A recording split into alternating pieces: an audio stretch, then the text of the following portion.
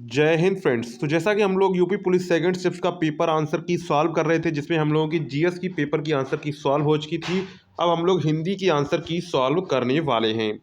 इसमें हम लोग सारे हिंदी क्वेश्चंस देखने वाले हैं। अगर आप सेकंड शिफ्ट का पेपर देने यानी कि कल पेपर देने जाने वाले हैं, या फिर आपने सेकंड शिफ्ट का पेपर दिया है, तो ये क्वेश्चन पेपर आपके एग्जाम के लिए इंपॉर्टेंट है। तो चलिए एक एक क्वेश्चन को हम लोग देखते हैं। निम्नलिखित में से कौन सा शब्द तत्सम है? तो यहाँ पर सींग, सांवला, सीख, शुष्क। तो यहाँ पर कौन सा तत्सम शब्द है? तो यहाँ पर शुष्क जो है वो तत्सम शब्द है। तो यहाँ पर आंसर आपका जो है डी वाला करेक्ट हो जाएगा। कौन सा करेक्ट हो जाएगा? ऑप्शन डी वाला आपका करेक्ट हो जाएगा। के बाद नेक्स्ट है, निम्नलिखित में से चांदनी शब्द के पर्यायवाची विकल्प हैं। तो यहाँ पर चांदनी शब्द के पर्यायवाची विकल्प कौन कौन से हैं? यहाँ पर विकल्प है कौमुदी, ज्योत्सना। कौन से हैं? कौमुदी और ज्योत्सना। अगर आपने अभी तक चैनल को सब्सक्राइब नहीं किया तो चैनल को भी सब्सक्राइब कर दीजिए। इसके बाद नेक्स्ट है, निम्नलिखित में से किस वाक्यांश के लिए दिया गया शब्द सुसंगत है? आदि से अंत तक आद्योपांत, यानी कि ऑप्शन ए आपका करेक्ट हो जाए, क्योंकि आदि से अंत तक जो शब्द होता है उसके लिए एक शब्द क्या होता है? अद्योपांत। क्या होता है? अद्योपांत। इसके बाद नेक्स्ट है, श्रुति सम भिन्नार्थक शब्द युग्म निर्वाद और निर्विवाद में उचित अर्थ है। तो यहाँ पर निर्वाद का मतलब क्या होता है? निर्वाद का मतलब होता है निंदा, और निर्विवाद का मतलब होता है विवाद रहित, यानी बिना झगड़े के। तो यहाँ पर ऑप्शन ए वाला आपका करेक्ट हो जाएगा, निंदा विवाद रहित, यानी कि ऑप्शन ए वाला आपका करेक्ट हो जाएगा। क्या करेक्ट हो जाएगा? ऑप्शन ए आपका करेक्ट हो जाएगा। इसके बाद नेक्स्ट है, निम्नलिखित में से अशुद्ध वाक्य का चयन कीजिए। तो यहाँ पर ये क्वेश्चन हम लोग छोड़ रहे हैं, अशुद्ध वाक्य का चयन कीजिए। इसके बाद नेक्स्ट है, निम्नलिखित में लिंग की दृष्टि से कौन सा विकल्प गलत है? तो चूहा का जो वो होता है पुल्लिंग, वो चुईया होता है। सांप का सापिन होता है। बनिया का बनियाइन होता है, और तनुज का तनुजा होता है। लेकिन यहाँ पर बनिया का हमको क्या दिया गया है? बनिया को हमको दिया गया है, क्या दिया गया है? बनिया का हमको दिया गया है बनियान। तो यहाँ पर गलत हो जाएगा। तो यह ऑप्शन सी वाला आंसर आपका गलत हो जाएगा, यानी कि ऑप्शन सी आपका करेक्ट हो जाएगा। इसके बाद नेक्स्ट क्वेश्चन की ओर बढ़ते हैं। नेक्स्ट क्वेश्चन है, वधु शब्द का बहुवचन क्या है? तो वधु शब्द का बहुवचन क्या है? तो उसका है वधुएं। क्या है? वधुएं। यानी कि ऑप्शन कौन सा करेक्ट हो जाएगा? तो यहाँ पर ऑप्शन नंबर जो आपका ए वाला है वो करेक्ट हो जाएगा। कौन सा करेक्ट हो जाएगा? ऑप्शन नंबर आपका ए वाला करेक्ट हो जाएगा, वधुएं। क्या हो जाएगा? वधुएं। इसके बाद नेक्स्ट है, माँ ने बच्चे को मिठाइयाँ दी रेखांकित शब्द में कौन सा कारक है? तो माँ ने बच्चे को मिठाइयाँ दी, इसमें कौन सा कारक है? तो इसमें कारक है आपका संप्रदान कारक है। कौन सा कारक है? संप्रदान कारक है। तो यहाँ पर आंसर जो आपका करेक्ट हो जाएगा वो ऑप्शन ए वाला आपका करेक्ट हो जाएगा। इसके बाद नेक्स्ट है, निम्नलिखित में से कौन सा तब शब्द तद्भव है? तो यहाँ पर कौन सा शब्द तद्भव है? तो यहाँ पर उल्लू, ओष्ठ, वानर, मृतिका। तो यहाँ पर कौन सा शब्द हो जाएगा तद्भव? तो यहाँ पर हो जाएगा उल्लू। क्या हो जाएगा? उल्लू, यानी कि ऑप्शन ए वाला आपका करेक्ट हो जाएगा, उल्लू। इसके बाद नेक्स्ट है, निरहाभिमान शब्द में कौन सा उपसर्ग है? तो निरहाभिमान शब्द में कौन सा उपसर्ग है? तो यहाँ पर निरुपसर्ग है। कौन सा है? निरुपसर्ग है। तो यहाँ पर ऑप्शन ए वाला आपका करेक्ट हो जाएगा। कौन सा करेक्ट हो जाएगा? ऑप्शन ए वाला आपका करेक्ट हो जाएगा। इसके बाद नेक्स्ट है, निम्नलिखित में से किस विकल्प में सही समास विग्रह नहीं हुआ है? तो यहाँ पर है, नवनिधि 9 प्रकार की निधियां, यज्ञशाला यज्ञ के लिए शाला, देहलता लता रूपी देह, वेद पुराण। तो वेद और पुराण। तो यहाँ पर गलत कौन सा हुआ? सही विग्रह नहीं हुआ है। देहलता में सही विग्रह नहीं हुआ है। तो यहाँ पर ऑप्शन जो आपका करेक्ट हो जाएगा वो सी वाला आंसर आपका करेक्ट हो जाएगा। इसके बाद है, निम्नलिखित में से निश्चयवाचक सर्वनाम है। तो निश्चयवाचक सर्वनाम क्या यह कुछ कौन? तो इसमें निश्चयवाचक सर्वनाम कौन सा है? यह है। कौन सा है? यह, यानी कि ऑप्शन बी वाला आपका करेक्ट हो जाएगा। कौन सा करेक्ट हो जाएगा? ऑप्शन बी आपका करेक्ट हो जाएगा।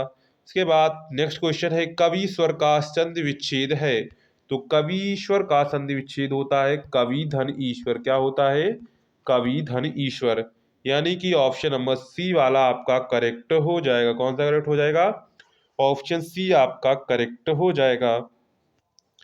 इसके बाद नेक्स्ट है, क्या कोई तारे गिन सकता है वाक्य में किस चिन्ह का प्रयोग हुआ है। तो क्या कोई तारे गिन सकता है में किस चिन्ह का प्रयोग हुआ है। तो यहाँ पर प्रश्न सूचक चिन्ह का प्रयोग हुआ है, यानी कि ऑप्शन सी वाला आपका, सॉरी ऑप्शन ए वाला आपका करेक्ट हो जाएगा, प्रश्न सूचक चिन्ह। ऑप्शन ए आपका करेक्ट हो जाएगा। इसके बाद नेक्स्ट क्वेश्चन है, ईमानदार शब्द में कौन सा विशेषण है। तो ईमानदार शब्द में कौन सा विशेषण है। तो यहाँ पर गुणवाचक विशेषण है। क्या है, गुणवाचक विशेषण है। तो यहाँ पर ऑप्शन आपका बी वाला करेक्ट हो जाएगा। कौन सा करेक्ट हो जाएगा, ऑप्शन बी आपका करेक्ट हो जाएगा। इसके बाद नेक्स्ट है, निम्नलिखित में से सकर्मक क्रिया का उदाहरण कौन सा है। तो निम्नलिखित में से सकर्मक क्रिया का उदाहरण कौन सा है। तो यहाँ पर ये वाला क्वेश्चन भी हम लोग छोड़ रहे हैं। इसके बाद नेक्स्ट चलते हैं, भौतिकी शब्द में कौन सा प्रत्यय है। तो भौतिकी शब्द में कौन सा प्रत्यय है। तो ई प्रत्यय है। ऑप्शन सी वाला आपका करेक्ट हो जाएगा। इसके बाद नेक्स्ट क्वेश्चन पर चलते हैं। इसके बाद नेक्स्ट है, 40 उमा से पढ़ा नहीं जाता है वाक्य में कौन सा वाच्य है। तो यहाँ पर कौन सा वाच्य है। तो यहाँ पर कर्म वाच्य है। कौन सा है, कर्म वाच्य है। तो यहाँ पर ऑप्शन नंबर आपका जो करेक्ट हो जाएगा वो डी वाला आंसर आपका करेक्ट हो जाएगा, कर्म वाच्य। क्या हो जाएगा, कर्म वाच्य।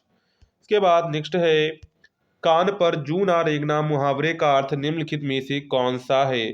तो कान पर जू ना रेंगना का अर्थ क्या है, कुछ असर ना होना। क्या है अर्थ इसका, क्या अर्थ है इसका, अर्थ है कुछ असर ना होना। तो यहाँ पर ऑप्शन बी वाला आपका करेक्ट हो जाएगा। इसके बाद है, आकर्षण का विलोम शब्द है। तो आकर्षण का विलोम शब्द क्या है, विकर्षण। क्या है, विकर्षण। यानी कि ऑप्शन सी वाला आपका करेक्ट हो जाएगा, विकर्षण। क्या हो जाएगा, विकर्षण। इसके बाद नेक्स्ट है, सब और विपत्ति होना इस अर्थ के लिए सही लोकोक्ति निम्नलिखित में से कौन सी है। तो सब ओर से विपत्ति होने का अर्थ क्या है, आगे कुआं और पीछे खाई। तो यानी कि ऑप्शन डी आपका करेक्ट हो जाएगा। इसके बाद नेक्स्ट है, शांत रस का स्थायी भाव क्या है। तो शांत रस का स्थायी भाव क्या है, निर्वेद है। क्या है, निर्वेद। यानी कि ऑप्शन ए वाला आपका करेक्ट हो जाएगा, निर्वेद। क्या हो जाएगा, निर्वेद। इसके बाद है, शिल्पगत आधार पर दोहे से उल्टा छंद है। तो दोहे से उल्टा छंद कौन सा है शिल्पगत आधार पर। तो वो है सोरठा है। क्या है, सोरठा। तो यहाँ पर ऑप्शन बी वाला आपका करेक्ट हो जाएगा। इसके बाद नेक्स्ट है, रहीमन पानी राखिए बिन पानी सब सून, पानी गए ना उबरे मोती मानुष चून। इन पंक्तियों में कौन सा अलंकार है। तो इस पंक्तियों में कौन सा अलंकार है। तो यहाँ पर आपका है श्लेष अलंकार। क्या है, श्लेष अलंकार। यानी कि ऑप्शन डी वाला आपका करेक्ट हो जाएगा। क्या करेक्ट हो जाएगा, ऑप्शन डी आपका करेक्ट हो जाएगा। इसके बाद नेक्स्ट है, निम्नलिखित में से कौन सा शब्द अनेकार्थी भेद से संबंध नहीं रखता है। तो यहाँ पर है, मूल्य, भिन्नता, रहस्य, प्रकार। तो यहाँ पर देखिए, भेद का मतलब क्या होता है, भिन्नता होता है, प्रकार भी होता है, रहस्य भी होता है। तो यहाँ पर आंसर जो मूल संबंध नहीं है तो ये हो जाएगा मूल्य। क्या हो जाएगा, मूल्य हो जाएगा। यानी कि ऑप्शन नंबर कौन सा करेक्ट हो जाएगा। तो यहाँ पर ऑप्शन नंबर आपका ए वाला करेक्ट हो जाएगा। इसके बाद नेक्स्ट है, गाय मीठा दूध देती है यह वाक्य किस काल का है। तो गाय मीठा दूध देती है यह वाक्य किस काल का है। तो यह वाक्य है सामान्य वर्तमान काल का है। किसका है, सामान्य वर्तमान काल का। तो यहाँ पर ऑप्शन डी वाला आपका करेक्ट हो जाएगा। क्या हो जाएगा, डी वाला आंसर आपका करेक्ट हो जाएगा। इसके बाद निम्नलिखित गद्यांश को पढ़कर पूछे गए प्रश्नों के उत्तर दीजिए। तो यहाँ पर ये गद्यांश आपको पूरा पढ़ लेना है। मैंने पूरा पढ़ लिया है, हम सीधे आंसर की ओर चलेंगे। समस्त का पर्यायवाची होता है। तो समस्त का पर्यायवाची होता है संपूर्ण। क्या होता है, संपूर्ण। तो यहाँ पर ऑप्शन नंबर आपका डी वाला करेक्ट हो जाएगा। कौन सा करेक्ट हो जाएगा, ऑप्शन डी आपका करेक्ट हो जाएगा। के बाद नेक्स्ट है, महात्मा गांधी का समस्त जीवन दर्शन श्रम सापेक्ष था यह आशय स्पष्ट है। तो इसका आशय क्या है, इसका आशय है महात्मा गांधी विचार की अपेक्षा श्रम को महत्व देते थे। किसको देते थे, श्रम को महत्व देते थे। इसके बाद है, गद्यांश का उचित शीर्षक दीजिए। तो गद्यांश का उचित शीर्षक क्या बनेगा, इसका बनेगा श्रम सुदृढ़ जीवन का आधार। यानी कि ऑप्शन ए वाला आपका करेक्ट हो जाएगा। इसके बाद क्वेश्चन नंबर 52 है, गांधी जी पापी किसे मानते थे? तो गांधी जी पापी किसे मानते थे? श्रम ना करने वाले को पापी मानते थे। किसको मानते थे? श्रम ना करने वाले को पापी मानते थे। तो यहाँ पर ऑप्शन ए वाला आपका करेक्ट हो जाएगा। इसके बाद नेक्स्ट है, गद्यांश के आधार पर चोर की परिभाषा क्या है? तो गद्यांश के आधार पर बिन चोर की परिभाषा क्या? बिना श्रम के भोजन करना। क्या है? बिना श्रम भोजन करना, यानी कि ऑप्शन बी वाला आपका करेक्ट हो जाएगा। उसके बाद नेक्स्ट है, नीरजाकृति निम्नलिखित में से किसकी है? तो नीरजाकृति किसकी है? महादेवी वर्मा की है। तो ऑप्शन डी आपका करेक्ट हो जाएगा। इसके बाद नेक्स्ट है, हिंदी भाषा किस भाषा से उत्पन्न हुई है?